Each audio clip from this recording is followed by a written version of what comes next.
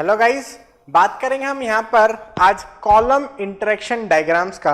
मैंने आप लोगों को अब तक क्या क्या पढ़ा दिया है। यहाँ पर मैंने स्टार्ट किया था आप लोगों के साथ कॉलम पे डिस्कशन, कुछ डेफिनेशन मैंने आप लोगों के साथ इस चैप्टर में डिस्कस करी थी। जैसे कि मैंने डिस्कस करा था कॉलम क्या होता है, सिलेंडरनेस रेशो क्या होता है, शॉर्ट कॉलम लॉन्ग कॉलम क्या होते हैं। मैंने डिस्कस करा था पेडेस्टल्स क्या होते हैं, इफेक्टिव लेंथ क्या होती है, ये सब मैंने डिस्कस करा था। मिनिमम एसेंट्रिसिटी क्या होती है। फिर हमने देखा था कितने टाइप के कॉलम्स डिजाइन होते हैं, उसकी हमने बात करी थी। तो मैंने देखा था टोटल 4 टाइप के कॉलम पॉसिबल है। Column type 1, column type 2, column type 3, column type 4।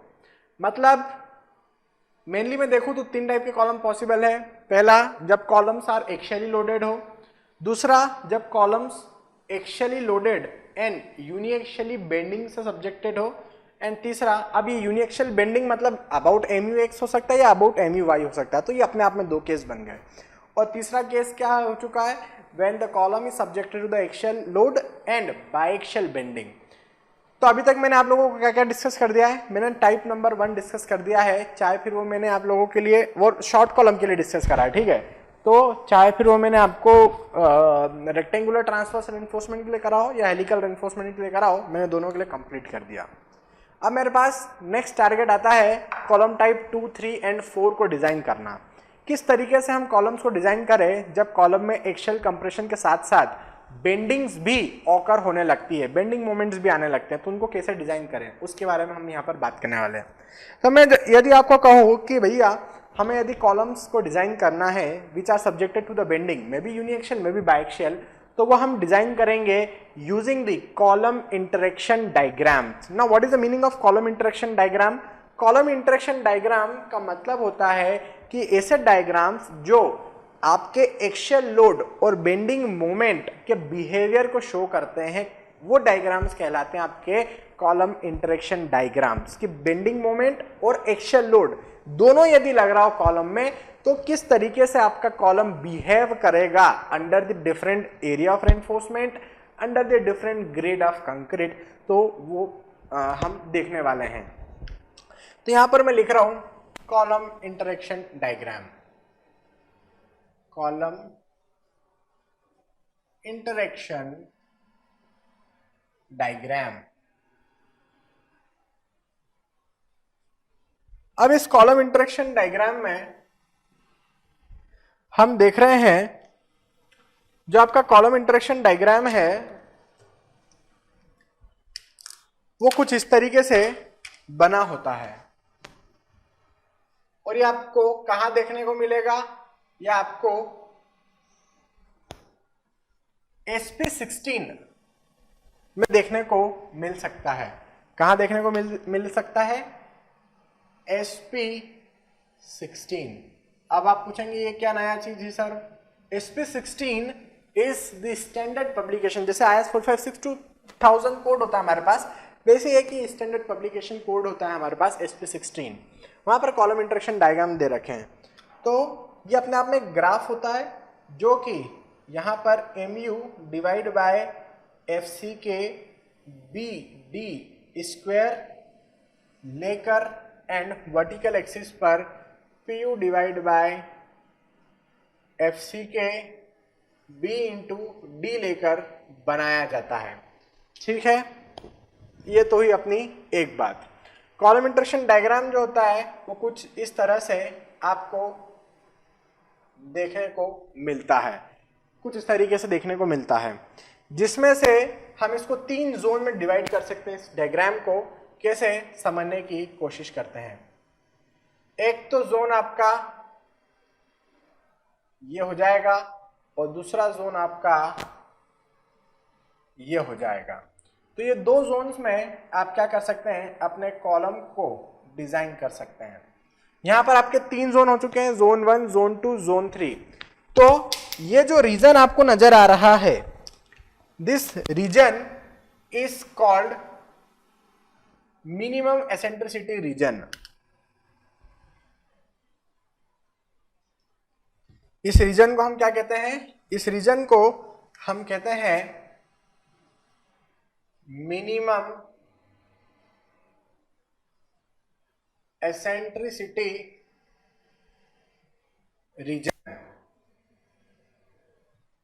Number 1,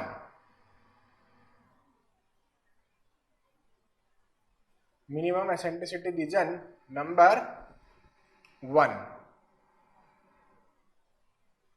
ठीक है, ये जो बीच का रीजन होता है इसको हम कहते हैं कंप्रेशन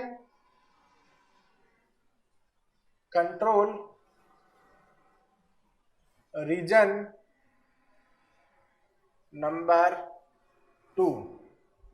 ठीक है, कंप्रेशन कंट्रोल रीजन इसको कहते हैं, इसको मिनिमम एसेंट्रिसिटी रीजन कहेंगे, इसको कंप्रेशन कंट्रोल रीजन रहेंगे, और ये आपका कहलाता है tension control region, tension control region number 3। तो यहां पर हमें 3 टाइप के रीजन्स देखने को मिलते हैं, और वो हो जाते हैं आपके फर्स्ट, इधर लिखता हूं आपको, फर्स्ट हो जाएगा आपका ये वाला मिनिमम एसेंट्रिसिटी रीजन, सेकंड आपका ये वाला हो जाएगा which is your compression control region, and third आपका यहां पर मुझे ये वाला देखने को मिल रहा है which is your tension control region. तो इसको अलग पेन से लिखता हूं, तीनों अलग अलग कलर्स हैं। Tension control region third number का है हमारे पास। अब देखते हैं इनका मीनिंग क्या है।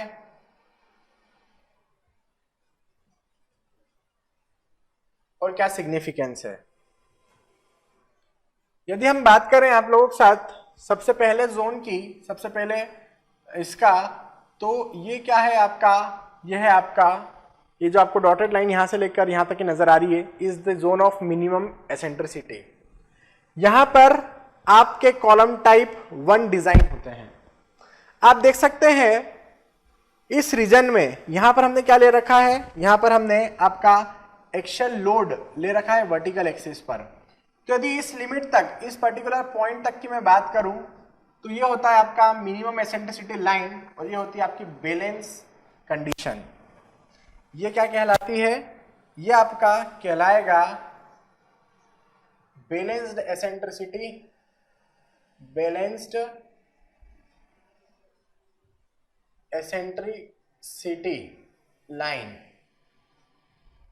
और ये आपकी क्या कहलाती है, ये आपकी कहलाती है, ये जो लाइन आ रही है इस minimum eccentricity line, minimum eccentricity line. ये जो लाइन मैंने ओरिजिन से बना रखी है मिनिमम एसेंट्रिसिटी लाइन, और ये वाली आपकी बैलेंस एसेंट्रिसिटी लाइन कहलाती है।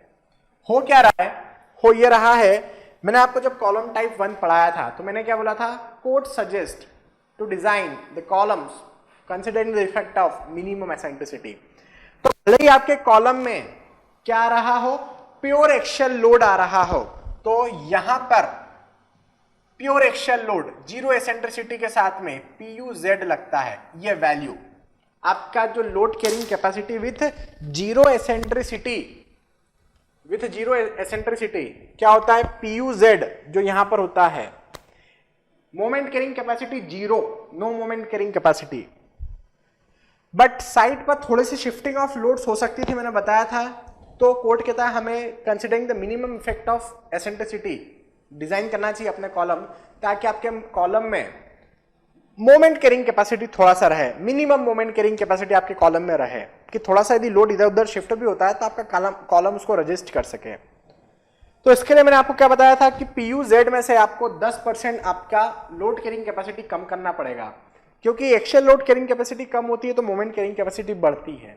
तो आप इस फिगर में क्या देख सकते हैं, PUZ यहां पर है और ये आपका किसका पॉइंट है, ये आपने 10% कम करा, 10% आपने एक्शियल लोड कम करा, तो आप देखिए थोड़ा सा मोमेंट कैरिंग कैपेसिटी आपका क्या हो गया है, बट इस हॉरिजॉन्टल एक्सिस पे हमने क्या ले रखा है, मोमेंट कैरिंग कैपेसिटी। तो यहां पर मोमेंट कैरिंग कैपेसिटी क्या हो चुकी है, बढ़ चुकी है। ये कॉलम इंटरेक्शन डायग्राम का कमाल है कि आपको बता रहा है कि कौन बढ़ेगा तो कौन घटेगा, कौन घटेगा तो कौन बढ़ेगा। तो आपने देखा कि मोमेंट कैरिंग कैपेसिटी हमने थोड़ी सी बढ़ाई, वो कब बढ़ाई, जब हमने थोड़ी सी लोड कैरिंग कैपेसिटी, इस पॉइंट और इस पॉइंट में डिफरेंस दिख रहा होगा आप लोगों को, एक ऊपर एक नीचे, तो मोमेंट कैरिंग कैपेसिटी हमने कम करी तो sorry axial load carrying capacity हमने कम करी 10%, तो मोमेंट कैरिंग कैपेसिटी हमारी बढ़ गई। तो ये है आपका मिनिमम एसेंट्रिसिटी का रीजन, ठीक है। तो इसके बारे में पहले हम यहां पर लिखना चाहेंगे। सो फर्स्ट हम देख रहे हैं रीजन ऑफ मिनिमम एसेंट्रिसिटी, या मिनिमम एसेंट्रिसिटी रीजन में लिख देता हूं, minimum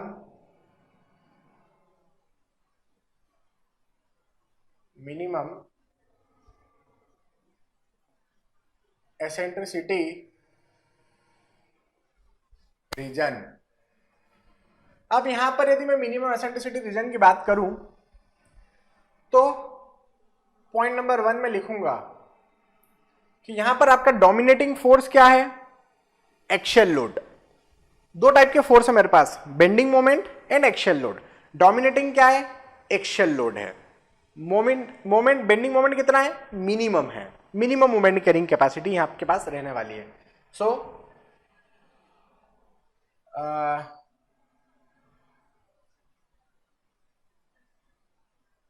in this region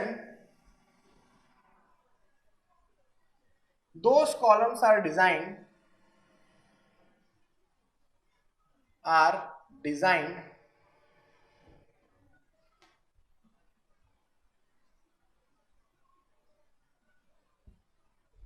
in which dominating force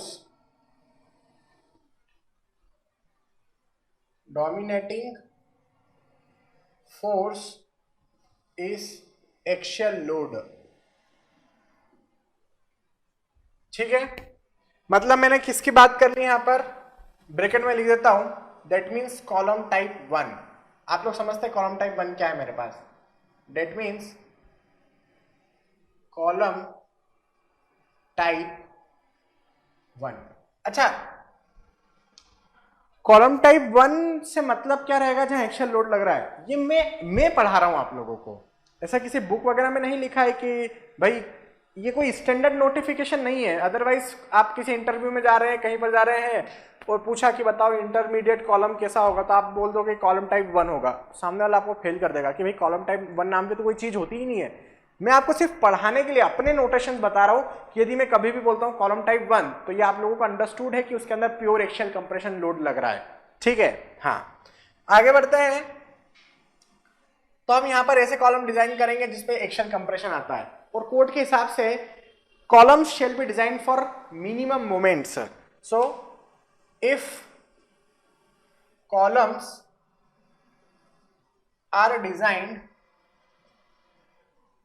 in this region, then columns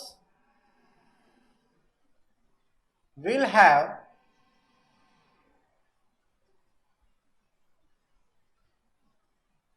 minimum moment carrying capacity, minimum moment bending moment, minimum moment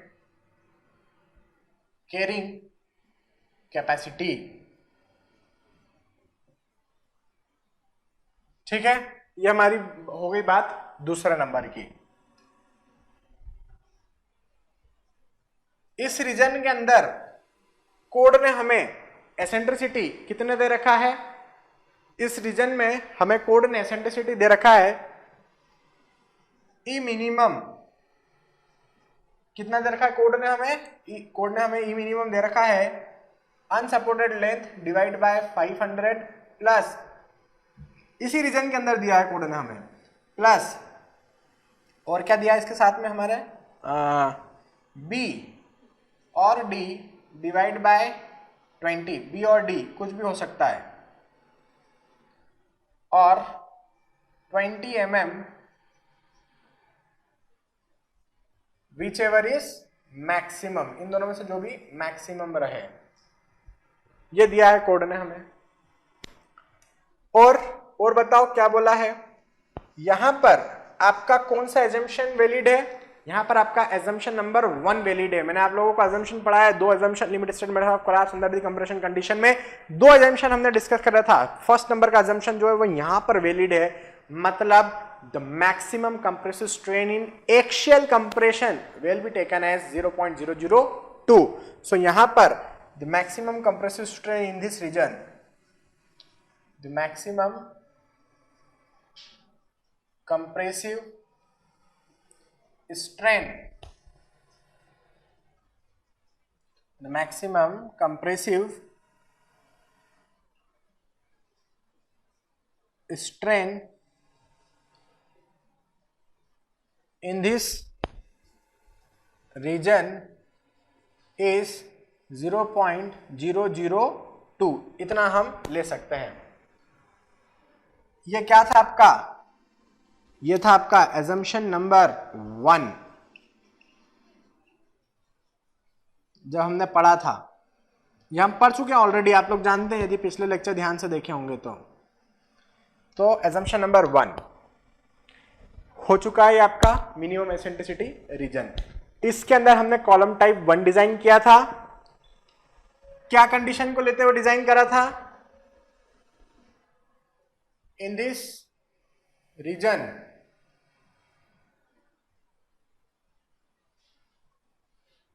if E minimum is less than और equal to 0.05 D हो रहा हो, D और B कुछ भी 0.005 D या 0.05 D हो रहा हो, तो हम एक्शियल लोड कैरिंग कैपेसिटी कितना ले लेते थे? PU equal to 0.4 FCK AC plus 0.67 FY AC. इसके लिए हम क्या कर देते थे? डिजाइन कर देते थे. तो ये था आपका मिनिमम एसेंट्रिसिटी रीजन जहां पर कॉलम टाइप 1 ये प्रोसेस है हम फॉलो करते थे, डिजाइन करते थे.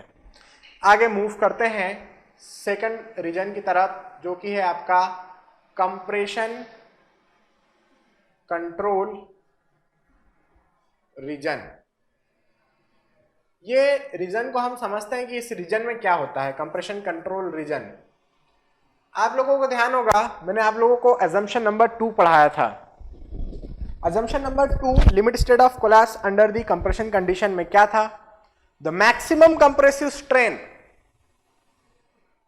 जब आपके कॉलम में एक्शियल लोड के साथ साथ बेंडिंग मोमेंट भी लग रहा हो, मे be uniaxial may be biaxial, तो हम कितना लेते थे? हाईली कंप्रेस्ड फाइबर पर जो स्ट्रेन लेते थे वो 0.0035 minus 0.75 times of strain at the least compressed fibre लेते थे. वो जो एजम्पशन है वो इस जोन नंबर 2 के लिए बना है. उसके अंदर हम लिखते भी थे no tension should occur, no tension. तो इसलिए इसका नाम क्या दिया गया है इन दो लाइंस के बीच में? Compression control. आपके जितने कॉलम्स होंगे, column type 2, column type 3, column type 4, वो इस कंप्रेशन कंट्रोल रीजन में डिजाइन किए जाएंगे. क्योंकि इन रीजन में टेंशन ऑकर नहीं हो रहा है, इसलिए इसका नाम क्या दिया है? कंप्रेशन कंट्रोल रीजन नाम दिया है. ये वो रीजन है जहां पर एक्शियल लोड और बेंडिंग मोमेंट दोनों ही डोमिनेटिंग फोर्स है. रीजन नंबर 1 में मिनिमम एसेंट्रिसिटी रीजन में एक्शियल लोड ज्यादा था, बहुत ज्यादा, और थोड़ा सा मोमेंट था, वो भी हमने दिया था मोमेंट कैरिंग कैपेसिटी. इसलिए रीजन नंबर 1 में डोमिनेटिंग फोर्स आपका एक्शियल लोड हुआ करता था, इसलिए कॉलम टाइप 1 हमने इधर डिजाइन किया. लेकिन ये जो रीजन 2 है इसमें एक्शियल लोड भी है और बेंडिंग मोमेंट भी, आप देख सकते हैं हॉरिजॉन्टल एक्सिस पर बेंडिंग मोमेंट लिया गया है, बेंडिंग मोमेंट भी है और एक्शियल लोड भी है. मतलब both are the important forces, dominating forces in the member. तो यहां पर आपका एजम्पशन नंबर 2 लगने वाला है इस रीजन में. यहां पर आप कॉलम टाइप 2, 3, 4 यूनिएक्शियल एंड बायएक्शियल के लिए डिजाइन करने वाले हैं. यहां पर कहीं पर भी टेंशन डेवलप नहीं होगा और यहां पर both will be dominating force PU and MU. तो हम इसके बारे में लिखते हैं यहां पर,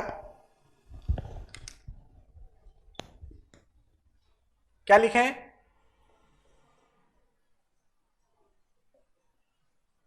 इन this reason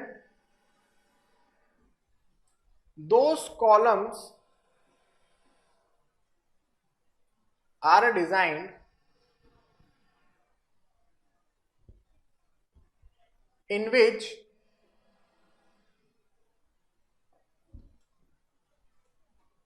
axial load and bending moments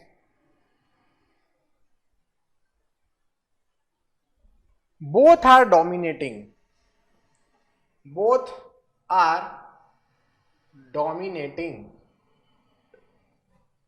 दोनों ही लग रहे हो अच्छे खासे। मतलब मैं किसकी बात कर रहा हूं? मैं बात कर रहा हूं यहां पर कॉलम टाइप 2, 3 एंड 4 की। मतलब जरूरी नहीं है जो बेंडिंग मोमेंट हो वो एक्सियली यूनिएक्सियली हो, बाइएक्सियल भी हो सकता है। सो यहां पर मैं मेंशन कर रहा हूं बेंडिंग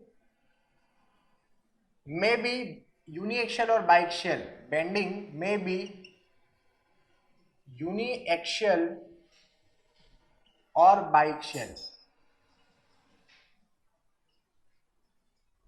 ठीक है, ये तो हुई अपनी एक बात। दूसरी बात में हम क्या लिखने वाले हैं? दूसरी बात में हम यहां पे लिखने वाले हैं कि हमारे पास जो कॉलम रहता है कुछ इस तरीके से रहता है, कुछ नंबर ऑफ रेनफोर्समेंट हम प्रोवाइड करते हैं। इसका जो स्ट्रेन वेरिएशन होगा इस रीजन में कैसा होता है? स्ट्रेन वेरिएशन इस रीजन में कुछ इस तरीके से होता है। मैंने आप लोगों को बताया था यहां पर हाईली कंप्रेस्ड फाइबर है आपका एंड यहां पर लीस्ट कंप्रेस्ड फाइबर है आपका।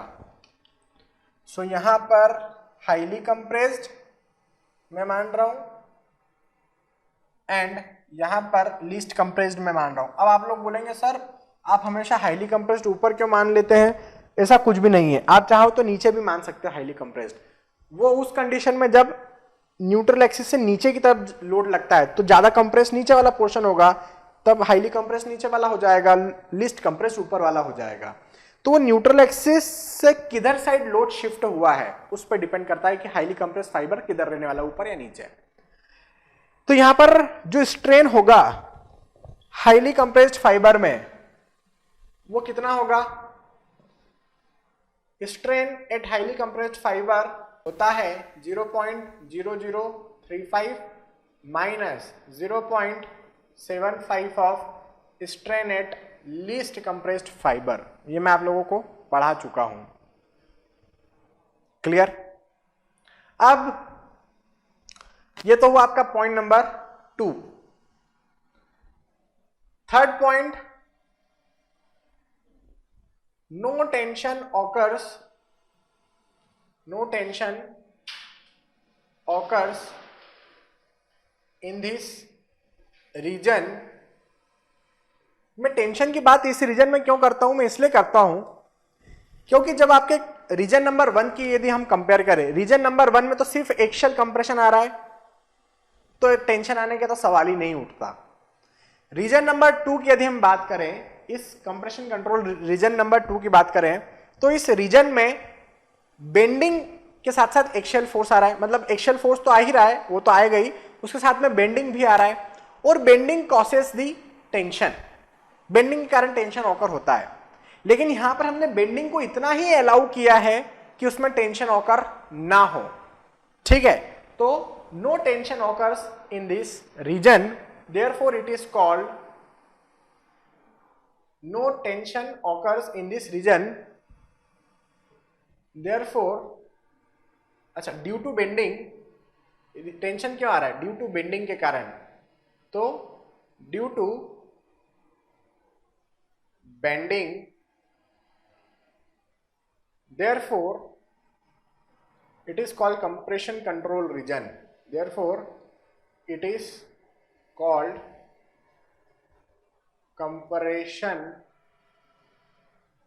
compression control region। यह हुई अपनी तीसरी बात। क्यों कंप्रेशन आ रहा है? क्योंकि यहां पर जब मैंने आप लोगों को ये पढ़ाया था तभी मैंने आप लोगों को assumption नंबर 2 जब पढ़ाया था तो बता दिया था कि neutral axis is out of the section at the finite distance. इस पर्टिकुलर केस में हम ले लेते हैं। और यहाँ पर न्यूट्रल एक्सिस कहाँ होती है? इस मिनिमम एसेंट्रिसिटी, इसके अंदर हम बात करें जब हम 0.002 लेते हैं, यहाँ पर भी neutral axis will be out of the section but at infinite distance. आप लोगों को याद होगा मैंने पढ़ाया था इसके अंदर।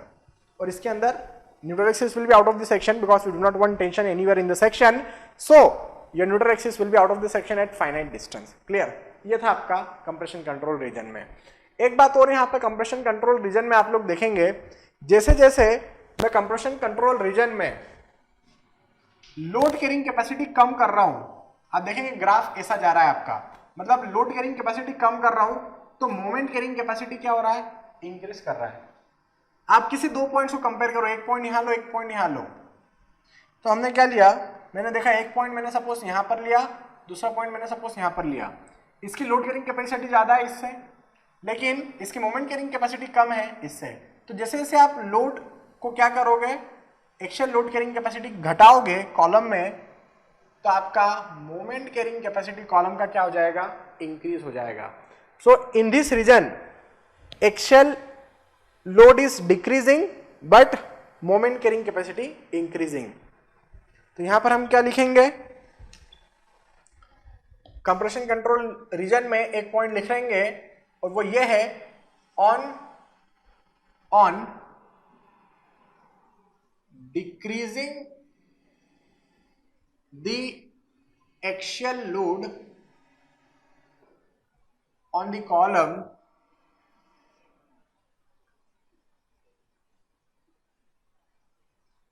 moment carrying capacity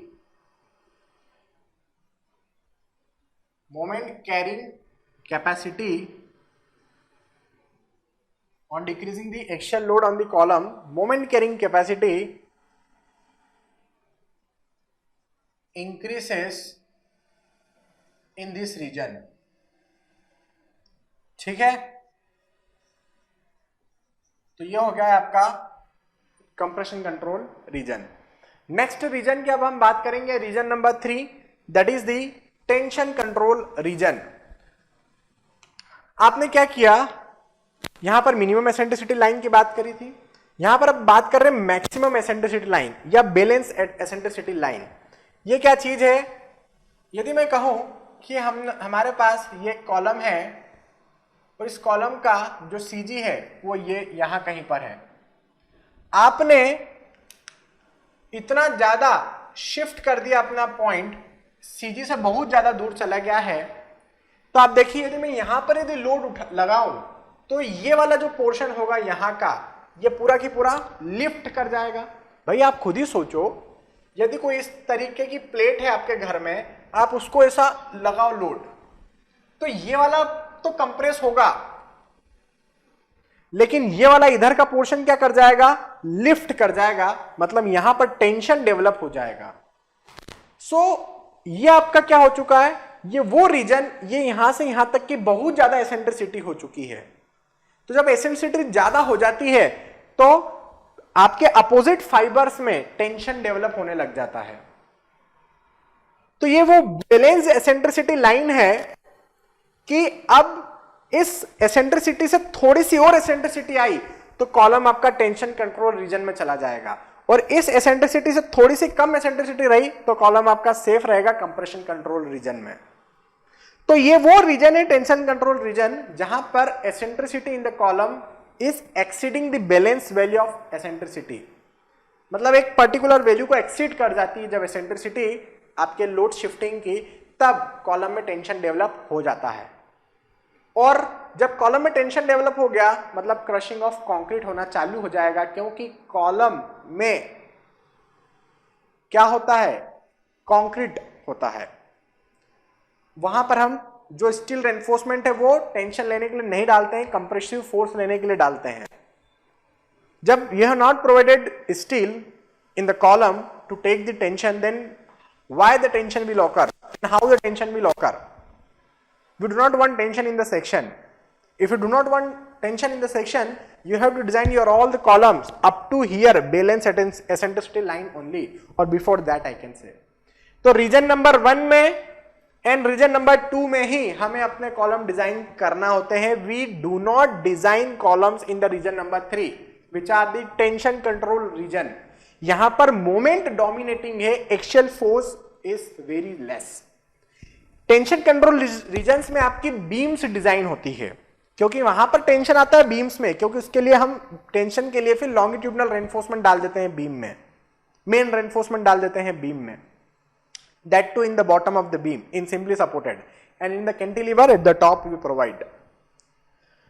तो ये टेंशन कंट्रोल रीजन्स के अंदर हम कॉलम कभी नहीं डिजाइन करने वाले हैं, और क्योंकि यहां पर आपका डोमिनेटिंग फोर्स सिर्फ और सिर्फ बेंडिंग मोमेंट है.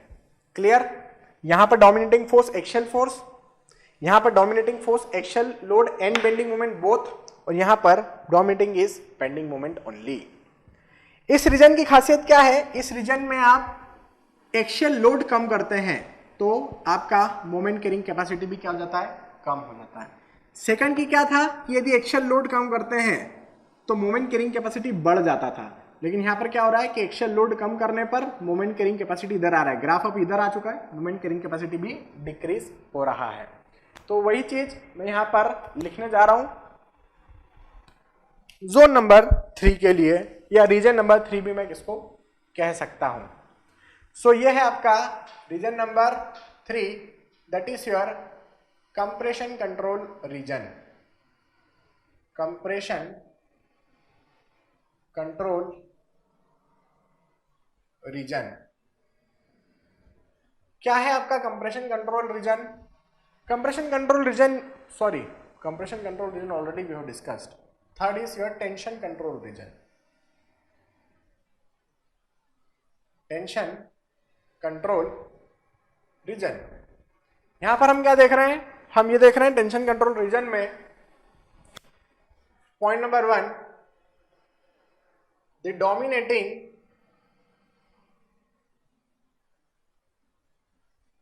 Force is bending moment, is bending moment which causes tension in the section.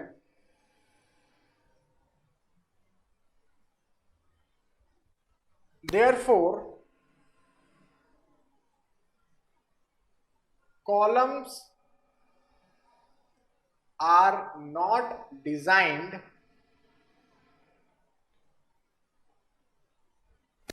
in this region. ठीक है, ये तो हो गई अपनी एक बात. दूसरी और आखिरी बात ये कि in this reason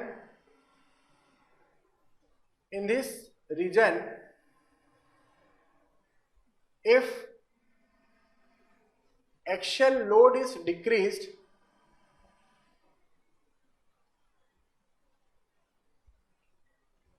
then moment carrying capacity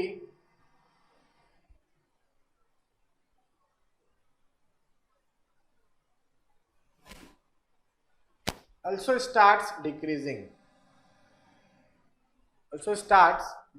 मतलब both are decreasing there. आप देख सकते हैं फिगर के अंदर, ठीक है, जो कि हम डिस्कस कर चुके हैं. also starts decreasing. तो ये था आपका टेंशन कंट्रोल रीजन नंबर 3. तो यहां पर अब तक हम लोगों ने क्या डिस्कस किया इस लेक्चर में? हमने ये डिस्कस किया है कि किस तरीके से हम बात करेंगे मिनिमम एसेंट्रिसिटी जोन का, जहां पर हम कॉलम टाइप 1 डिजाइन करेंगे. हमने बात किया कंप्रेशन कंट्रोल रीजन का, जहां पर हम कॉलम टाइप 2, 3, 4 डिजाइन करेंगे, बेंडिंग में भी एक्शियली, यूनिएक्शियली और बाइएक्शियली सब्जेक्टेड हो. फिर हमने बात की टेंशन कंट्रोल रीजन की, जहां पर हम कोई भी कॉलम डिजाइन नहीं करेंगे. तो ये जो कहलाता है, जो बिहेवियर शो करता है आपके कॉलम का, वो ये कहलाता है आपका कॉलम इंटरेक्शन डायग्राम. आप जब XP16 खोलेंगे तो वहां पर आपको ये जो कर्व है, ये जो कर्व आपको दिख रहा है, ऐसे नंबर ऑफ कर्व्स आपको बने हुए दिखाई देंगे कुछ इस तरीके से. Number of curves will be, you can see there कुछ इस तरीके से, ये कर्व बना, फिर एक दूसरा, फिर तीसरा, फिर चौथा, ऐसे नंबर ऑफ कर्व्स बने हुए हैं। These curves are differentiated on the basis of ratio of percentage of ASC divided by FCK। यहां पर ये जो कर्व बनाया गया है अलग अलग percentage of steel reinforcement in the column divide by grade of concrete के बेसिस पर बनाया जाता है। तो आप चाहें तो मैं लिख सकता हूं यहां पर कि ये जो कर्व है वो किस पे डिपेंड करते हैं, ये डिपेंड करते हैं percentage of ASC divide by FCK पर। क्लियर?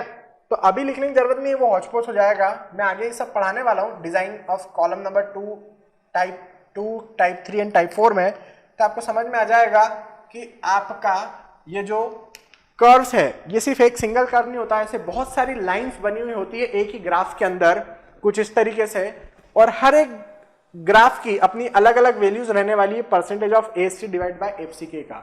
क्योंकि मैं जब ग्राफ में बनाता हूं ये एक्सपेरिमेंट से बनाए गए हैं कि हमने एक कॉलम लिया होगा, पहले उसके अंदर कुछ value of percentage ASC by FCK रखा होगा, फिर दूसरा कॉलम सेम क्रॉस सेक्शन का, उसके अंदर कुछ अलग वैल्यू ऑफ परसेंटेज AST डाला होगा, फिर तीसरा कॉलम उसमें कुछ और अलग परसेंटेज ऑफ AST डाला होगा। तो रेशियो पर ये नंबर ऑफ इंटरेक्शन कर्व्स बने हुए हैं।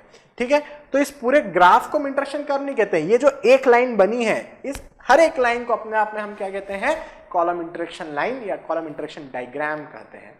ठीक है, तो ये चार्ट आपको SP16 में देखने को मिल जाएगा। अभी फिलहाल में हम लोगों ने यहाँ पर कॉलम इंटरेक्शन डायग्राम की बात कर ली है, उसके कैरेक्टरिस्टिक्स बता दिए, कितने जोन में डिवाइड होते हैं, किसका क्या क्या सिग्निफिकेंस है, वो सब कुछ हमने यहाँ पर डिस्कस कर लिया। आई होप आप लोगों को ये सब कुछ समझ में आया होगा। ठीक है, चलिए, थैंक यू।